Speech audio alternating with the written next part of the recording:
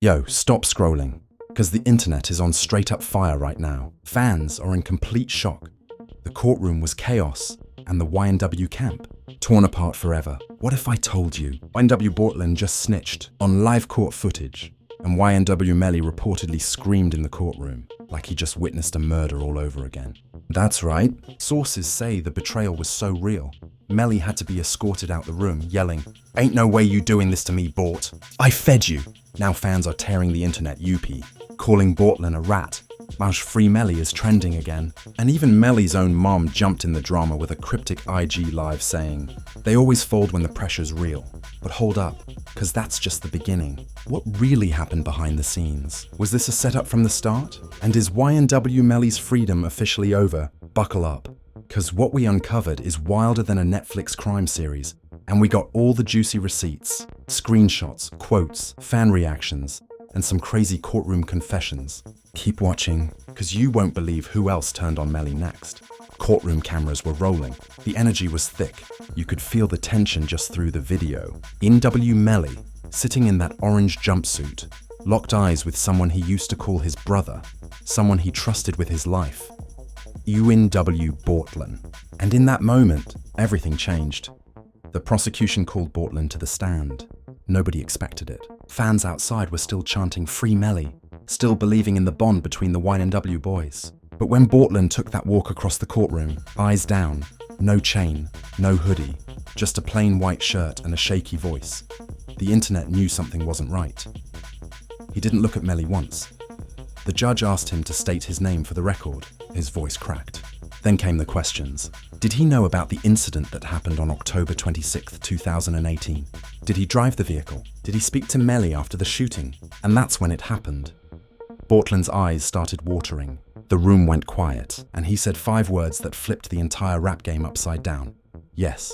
Melly told me everything. Those words hit like a gunshot. You could see Melly's body jolt. He leaned forward, face twisted in disbelief, like his soul left his body. He shouted something, but the mics didn't catch it. The guards had to hold him back. This wasn't just a court case anymore. It was betrayal caught on camera. The same Bortland who had been standing beside Melly through every arrest, every court date, every music video, was now throwing him under the bus, in front of the world. The courtroom was stunned. Even the prosecution looked surprised. They knew they had a witness, but they didn't expect him to fold like that. Fans outside started tweeting instantly. "Ain't no way Bortland just snitched like that. This worse than when Gunner flipped. YNW is officially dead." Inside the courtroom, things got worse. Bortland didn't stop at one sentence. He started detailing the night. Said Melly got in the car with a weird energy. Said there was tension between the group. Said something felt off. He told the jury that Melly asked to be dropped off somewhere private after the incident. That Melly gave him a look. A certain kind of look, like a silent message. That's when the tears started rolling down Melly's face. Raw, real emotion. He couldn't believe what he was hearing. How did it get to this point? These were brothers, not just rap partners, not just label mates. We're talking same house, same struggle, same dirt. They grew up together in Gifford, Florida, slept on the same floors, dodged the same cops, survived the same streets. When Melly caught his first case, it was Bortland who held him down. When Bortland was in trouble, it was Melly sending money, calling his mum, putting him in the videos, putting him on. This was deeper than music. But court don't care about history, and loyalty don't mean nothing when you're facing life. As Bortland kept talking, Melly looked broken. Gone was the smirk he used to wear in interviews. Gone was the playful energy he brought to the booth. This wasn't the Melly we knew from Murder on My Mind. This was Jamel Demons, a man watching his life unravel in real time. But let's rewind real quick, because this didn't come out of nowhere. A week before Bortlen testified, rumors started circulating. A leaked audio clip, allegedly from jail, had Bortlen on the phone saying, "I gotta do what's best for me." Fans didn't pay it much attention at first. They thought maybe it was about a plea deal or some label drama. But now, with the testimony, that clip sounds like a warning shot, like he had already made up his mind. And let's not forget, Bortland was rearrested not long ago for violating bond. Sources close to the case say he was under pressure. Heavy pressure. The feds were applying heat. Allegedly told him he'd be facing serious time if he didn't cooperate. And with a baby on the way, and his family begging him to come home, maybe he broke. Maybe he snapped. But still, to snitch on Melly? The comment sections went nuclear. Instagram was a war zone. One post from a hip-hop page got 50,000 comments in 2 hours. Fans arguing, calling Bortland a rat, calling him weak, while others defended him. Melly did what he did. Bortland ain't trying to die in jail. He had to choose his freedom over loyalty. They both dirty. Just wait. More coming out. Even celebs started chiming in. Rapper Fredo Bang posted a cryptic message. Damn, not him. Lil Durk tweeted and deleted. Loyalty ain't real no more. And Kodak Black, never shy with his words, went on live saying, Melly should have known better. Everybody ain't built for this. Meanwhile, Melly's own family was shaken. His mum took to Facebook in tears saying, we trusted that boy. He used to eat at my table. Melly's brother, YNW Juvie's cousin, posted a video of himself smashing a Bortland CD and saying, you dead to us. But while the world was pointing fingers at Bortland, his side of the story was coming out too. Sources from his legal team leaked documents claiming that Bortland only testified because he believed Melly would turn on him first. They say Bortland found out that Melly's team had already drafted a narrative that blamed the entire situation on him. Allegedly, Bortland saw sealed court documents that painted him as the shooter. His team panicked, said they had no choice but to act fast. So now fans are torn. Was it betrayal or self-defense? Inside the courtroom, Bortland was still talking, detailing locations, timelines, even messages he claimed Melly sent him after the incident. The jury was eating it up. The prosecution was grinning. And Melly, he looked like he was in a nightmare he couldn't wake up from. What made it worse? The judge denied Melly's request to leave the courtroom. He had to sit there, watch it all, listen to his former best friend become the star witness against him. Every word stabbed deeper than the last. The courtroom wasn't just a legal battleground anymore. It was the funeral of a brotherhood. Outside, news vans lined the street. Bloggers and gossip pages were live, reacting in real time. Fans on TikTok started stitching the testimony, adding dramatic music, breaking down every sentence. Hashtags like Bausch Free YNW Melly and Bausch Bortlen the Rat started trending globally. People were pulling up old interviews, trying to spot signs of tension. One clip showed Melly side-eyeing Bortland during a Breakfast Club interview. Another showed Bortland skipping a show in 2021. Fans were playing detective, putting together a puzzle they didn't even know existed until now. But the craziest part?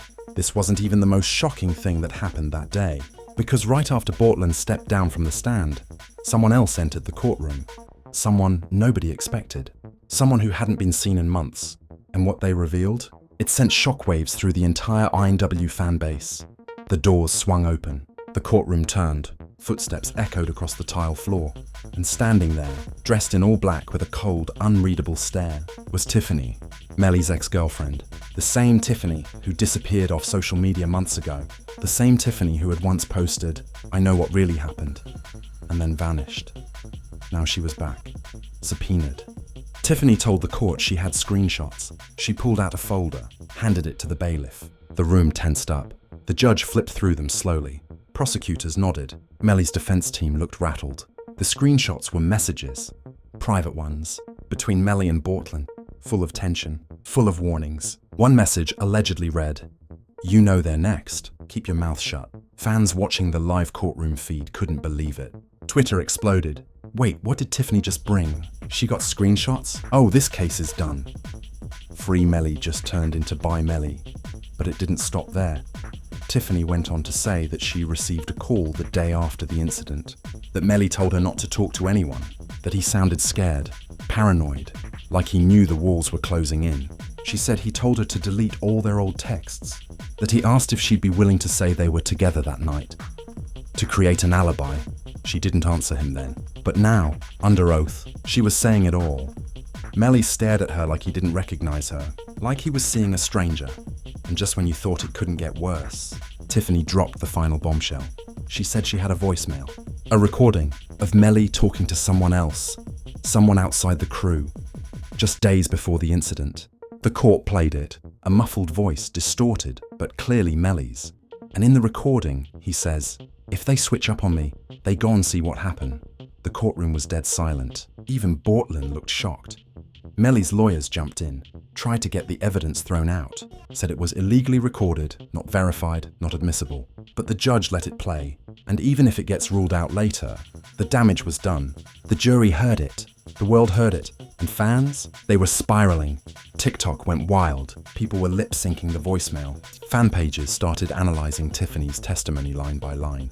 Some called her brave. Others called her a clout chaser. Her DMs leaked online, full of threats, praise, interview offers. She went private on Instagram within hours. But the internet doesn't forget. Screen recordings of her old lives started resurfacing. In one of them, she hints that someone close to Melly was going to flip. Now fans were saying she predicted it all. Meanwhile, Melly's inner circle was falling apart. People who once stood by him were distancing themselves. A producer who used to work with him tweeted, "Sad to see it end like this." Another artist from Florida posted, "Melly was talented, but that don't mean he innocent." Rumors started flying that YNW Sackchaser's family was planning their own statement, possibly even their own lawsuit. People close to the victims were finally speaking out, saying they had been quiet out of respect. But now with all this evidence, they felt like the truth was finally surfacing. But hold up, here's where it gets really crazy. Behind the scenes, Bortland's team was negotiating. Sources say a deal was on the table. A full immunity agreement in exchange for even more information. Not just about Melly, but about other incidents tied to the crew. Multiple unsolved shootings, unknown associates, hidden phone numbers. Bortland was allegedly being offered a way out. But at what cost? Because the streets were watching. News started leaking that Bortland's name had been added to a list, a watch list of unspoken names in Florida's underground circles. Rappers were unfollowing him, bloggers were blasting him. Even old friends were saying he needed to stay out of Miami. One source claimed Bortland moved cities within 48 hours of his testimony, staying in a hidden location under constant protection. Another insider said a bounty had been placed, though there's no confirmed proof of that. Regardless, Bortland's life had changed forever, so had Melly's. The next day in court, Melly showed up with a completely different energy. No emotion, no yelling, no tears, just silence. He didn't look at anyone, didn't speak. Some fans thought he was defeated. Others said he was plotting. But either way, the damage had been done. His lawyers were scrambling, trying to shift the narrative, but it was clear. The case had taken a turn they weren't ready for. Even the judge looked tense. Reporters outside were calling this the most dramatic courtroom saga in hip-hop history. And we're only halfway through the trial. Meanwhile, social media kept fueling the fire. #Tanchi betrayal of brothers started trending on X. Fans were making graphic edits. Split photos of Melly and Bortland from their music video days now turned enemies. One viral TikTok said, "This what happens when street dreams turn into nightmares." Another fan made a fake trailer, editing the whole story like a Netflix series. YNW, Blood on the Stand. It got over 3 million views in 24 hours. The fans weren't just watching, they were invested. Emotionally, spiritually, culturally. This wasn't just a case anymore. It was a story. One about loyalty, fame, power, and consequences. And then, as if this saga needed another twist, a new document surfaced, leaked from a jailhouse source. It was a letter, handwritten, supposedly from Melly, addressed to someone named MJ. Nobody knew who MJ was. The letter was cryptic, full of strange phrases. The circle is broken. Only snakes move quiet. When this ends, the world gone know what really happened. Fans started decoding it like a puzzle. One TikTok creator claimed MJ was code for Melly's lawyer. Another said it was a message to a future documentary team. But what if it was something else? What if Melly was planning something bigger? A tell-all, a diss track, a full confession? As the letter went viral, Melly's team denied its authenticity, said he never wrote it, called it fake. But the handwriting matched other known samples, and until it's proven otherwise, the streets are going to believe it's real. A courtroom in chaos, a brotherhood destroyed, secrets spilled, lives changed, and a new wave of testimony on the way. Because guess what? There's still one more witness left to speak. Someone even closer to the case, someone who saw it all from the inside. And when they take the stand, all hell might break loose. The bailiff called the next name. The courtroom paused. Even the reporters looked confused. Nobody had heard this name mentioned before. Then the doors opened, and in walked Jamari. If you don't know who Jamari is, you're not alone. His name wasn't in the court docs. He's not a rapper. He doesn't have a flashy Instagram. But if you've been around the YNW crew from the beginning, you know Jamari. He wasn't just a friend. He was family. He grew up with Melly, went to school with Bortland, and according to some sources, was in the house the night before the shooting. He kept a low profile, never got involved in the rap game, never tried to be famous. And that's what made his appearance so shocking. As he took the stand, you could see Melly shift in his seat for the first time. His face went cold. He looked at Jamari like he'd just seen a ghost. And maybe in his mind he had. Because Jamari, he knew too much. He was sworn in. His voice was steady, calm, almost too calm. And when the prosecutor asked him how long he'd known Melly, he replied, "Since before the name Melly existed." Then came the questions. Did he know about the tension within the crew? Yes. Did he know about money problems? Jealousy? Internal beef? Yes. And then the big one. Did he witness anything suspicious the week of the murders? Jamari nodded, leaned into the mic, and said, "I saw everything." The room froze. Melly didn't blink. Jamari took a breath and started talking. He said the crew wasn't as united as it seemed. Said there was fighting behind the scenes, arguments about money, girls, respect. Said Sackchaser felt like Melly was taking all the shine and not sharing enough. That Juvie had confided in him, saying he felt like a pawn in someone else's game. And that Melly, he had become distant, cold, like something had changed inside him. He said there was a conversation, a private one, between Melly and Bortland. He didn't hear it all, but he caught the end. Melly allegedly said, "We handle this now or we all go down later." And according to Jamari, that was the last time Sackchaser and Juvie were seen alive. You could hear a pin drop in that courtroom. Even the stenographer looked stunned. But Jamari wasn't done. He pulled out something from his pocket. A necklace. It was broken, scratched, clearly old. He held it up and said, "This belonged to Sackchaser. I found it near the back entrance of the house, days after the funeral." Melly's lawyer immediately objected, said it was irrelevant, emotional, speculative, but the judge allowed it. And the jury, they couldn't look away. Jamari said he didn't come forward sooner because he was scared, said people warned him not to speak, said he got threatening DMs, even weird cars outside his house at night. But after watching Bortlen testify, after seeing Tiffany come forward, he decided it was time. Melly didn't react. He just stared straight ahead. But the internet, it reacted instantly. Clips of Jamari's testimony were everywhere. Fan pages started calling him the ghost witness. People began digging up old photos of him at YNW parties, standing in the back, face half covered. Others started accusing him of lying for clout. But then more old connections came forward. Former friends, studio assistants, even a barber, confirming Jamari had always been around. And just when fans thought it couldn't go deeper, it did. Because Jamari had one more revelation. He claimed he overheard a conversation between Melly and a mystery caller 2 days before the murders. He didn't know who it was on the other end, but the call ended with Melly saying, "Don't worry, everything will be handled." Silence is loyalty. That phrase hit hard. Fans started repeating it all over X and TikTok. It became a dark slogan, a twisted catchphrase representing the entire case. Some were even getting it tattooed, not realizing the full context behind it. Inside the courtroom, Melly's team looked defeated. Bortland's testimony, Tiffany's screenshots, Jamari's inside info. It was piling up. And the jury, they were writing notes fast. You could see the case unraveling in front of everyone's eyes. But Melly wasn't finished fighting. His lawyer called for a recess, and when court resumed, the defense had a new strategy. They started painting all three witnesses as unreliable.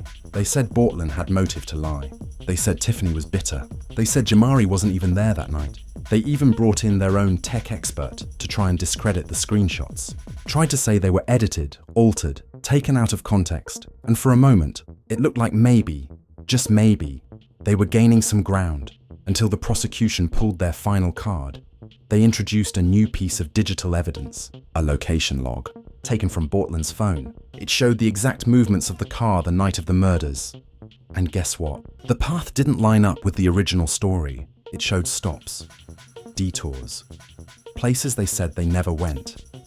Fans online started calling it the smoking gun. The digital trail told a new story, one that supported what Bortland and Jamari had said. It made it look like Melly and Bortland weren't just victims that night. They were orchestrators, planners, moving pieces behind the scenes.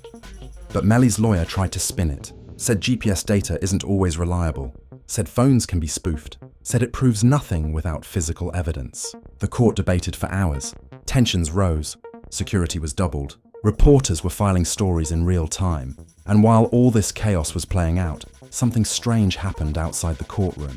A group of fans showed up, all wearing matching shirts. The shirts had Melly's mugshot on the front and the word innocent spray painted across the back.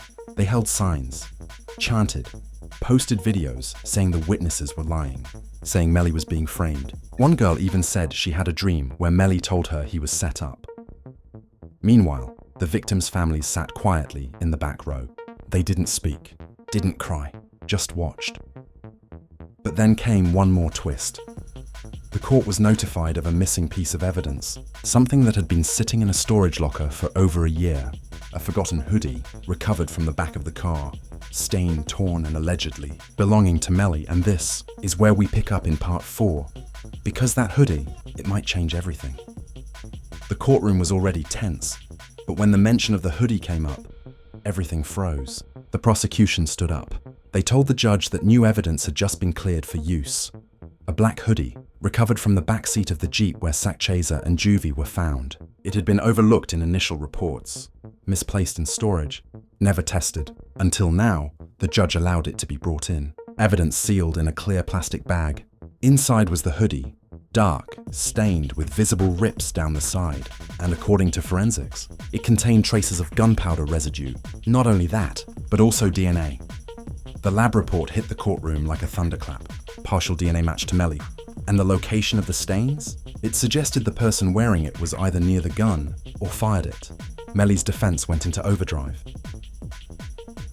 Said it wasn't conclusive. Said the hoodie could have been worn earlier that week. Said it had no timestamp, no fingerprints, no direct proof. But the prosecution pushed hard. Said the DNA match, plus the GPS data, plus the testimony. It all pointed in one direction.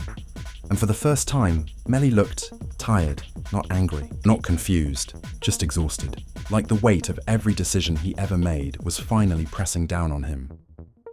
Bortland refused to look at him. Jamari sat in the back of the courtroom now, hood up, eyes down. Tiffany was gone. She hadn't returned after her testimony. Some say she was hiding out. Others said she flew to Atlanta under security escort. But inside that room, the damage was done. Everything that built the YNW movement, the music, the bond, the brotherhood, was shattered. And all that remained were 4 walls, a jury, and a courtroom echoing with betrayal. The prosecution gave their closing argument. It was brutal. They played clips of Melly smiling in old interviews, then cut to the GPS footage, then cut to the voicemail, then back to the hoodie. They called him calculating, manipulative, said he used his rap career as a mask, said this wasn't just a double murder, it was premeditated betrayal of his own people. And then came the defense. Melly's lawyer spoke passionately, said the case was built on speculation, said every witness had motive to lie, said Bortland flipped to save himself, said Tiffany was bitter, said Jamari was scared. They tried to paint Melly as a victim of the system, as a young black man targeted because of his lyrics, because of his image, because of his success. They reminded the jury that no murder weapon had been found, that everything was circumstantial. And for a second, it almost worked. But then the prosecution played one final piece, an unreleased YNW Melly song, one that was recovered from a hard drive, never published, never played publicly, but recorded just days after the murders. In it, Melly rapped, "Don't tell me who loyal. I seen what you do. Silence ain't peace. It's a mask for the truth." The courtroom went quiet. No beat, no auto-tune. Just Melly's voice, raw, broken, cold. Outside, the streets were buzzing. Bloggers were posting live reactions. Fans were crying on live. Others were calling for justice. Rappers who once supported Melly were silent. No tweets, no posts, no Free Melly hashtags. Even his labels page went dark. And then the jury went to deliberate. They were gone for hours. People paced outside. The families of Sakchazer and Juvie sat together, holding hands, whispering prayers. Melly sat alone, Bortland had already left the courtroom under security escort. Some say he was being moved to a safe house. Others say he was being put into witness protection. Rumors swirled that Melly's team was preparing a public statement, that he might speak after the verdict or drop a song, something to take control of the narrative. But the energy was different now, not defiant, but uncertain. Finally, the jury returned. Everyone stood.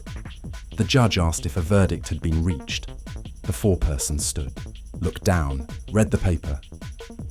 The screen went black. No verdict shown. It was a mistrial. Gasps filled the courtroom. People didn't know whether to cheer or panic. It meant no conviction, but also no freedom. Melly would remain in custody, and the case? It would go on, retrial pending. More court dates, more evidence, more drama, but the damage was already done. The YNW brand was fractured beyond repair. The brotherhood that once stood as a symbol of unity from the trenches now stood as a warning, a cautionary tale about what happens when fame, loyalty, ego, and secrets collide. Melly was escorted out the back, head down, not smiling, not smirking, just empty. Outside the courthouse, fans waited, some crying, nobody knows for sure. But one thing is certain, the YNW saga isn't finished. So there you have it. YNW Melly, betrayed in court, Bortland flipping on the stand, Tiffany pulling up with messages, Jamari coming out the shadows, leaked audio, DNA on the hoodie, and a whole courtroom in shock. Mistrial or not, the truth feels heavier than ever. What started as brotherhood turned into courtroom chaos. Blood spilled, silence broken, and secrets exposed in front of the whole world. The fans are torn, the families are grieving, the streets are talking, and now it feels like nobody's walking away clean. And let's be real, this might have been the most dramatic moment in rap trial history. Not since the Tekashi situation have we seen betrayal this deep, this personal, this raw. But we gotta ask, was Bortland really snitching, or just saving himself? Was Tiffany telling the truth, or just chasing clout? Did Melly get set up, or did the streets finally catch up to him? The only thing we know for sure, the YNW movement will never be the same again. And with a retrial on the way, this ain't the end. More secrets will come out, more people might testify, and the final verdict could change everything. What do you think really happened that night? Do you still believe Melly's innocent? Or did Bortland just break the silence on something bigger?